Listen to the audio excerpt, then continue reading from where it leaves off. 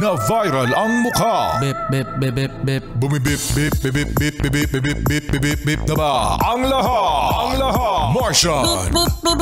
And Rico Pañero. Bip, bip, bip, bip, bip. Bip, bip, bip, bip, bip, bip, bip. Bip, bip, bip, bip, bip. Bip, bip, bip, bip, bip. Umaga, mga yes friend! Ito na ang 101.1 Yes FM Balitang Uy, good news no sa mga yes pre natin kasi minimum wage sa NCR 645 pesos na. 645 pesos na. Kasi papalo na mga yes pre no, sa 645 pesos ang minimum wage sa mga manggagawa sa Metro Manila. Yan, oo, no. So, magkano ang itinaas? Martian? 35 pesos! 35 pesos ang itinaas na sweldo. Yan ba ay sasapat? Hindi! Bakit hindi sasapat ang taas na sweldo sa dagdag na 35 pesos? Hindi yan sapat!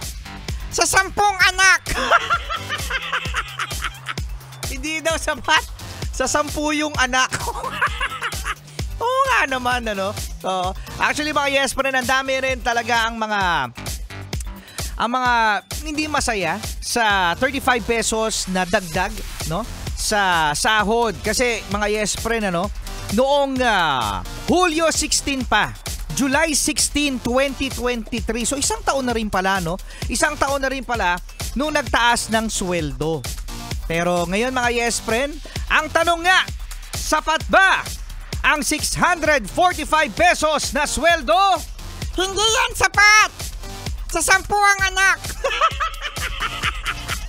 Bakit naman kasi nag-anak ng napakarami? Di nga talaga sasapat yan, ano? Pero sa hirap nga talaga ng buhay mga yes friend, no? Kahit isa o dalawa ang anak, hirap din naman. Oo, hirap talaga. Kasi ang taas-taas ng bilihin.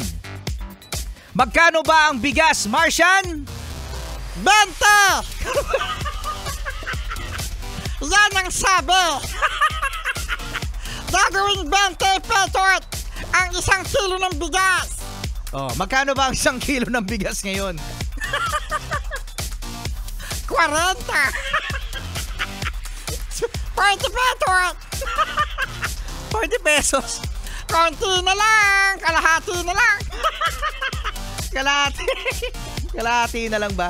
So ayun mga yes friend, malamang sa malamang matagal pa ulit tumaas ang sweldo. Pero still mga yes friend, no, magpasalamat pa rin tayo sa dagdag na 35 pesos kada araw. Kahit sa paano malaking bagay niya, pamasahe, no? Ano pwede mabili dyan, Martian? Sa 35 pesos? Anong pwedeng mabili? Turon! Banana Q! Pwede na pang merienda, no? 35 pesos. Uy, meron na rin ano yan. Pang-ulam na rin yan, 35 pesos. Oo, no? Sa karinderya. Tama ba? 35 pesos. Meron naman, ano? Siya mga yes friend, good luck sa pagtitipid, no? Kapit lang! Sabi nga mga yes friend, ano, mas maganda na rin na tumaas kaysa sa hindi tumaas. Kasama nyo pa rin, DJ Rico Pañero. At ang cuteness, overload, grabe ang cute ko talaga po. Nakagigil, Martian.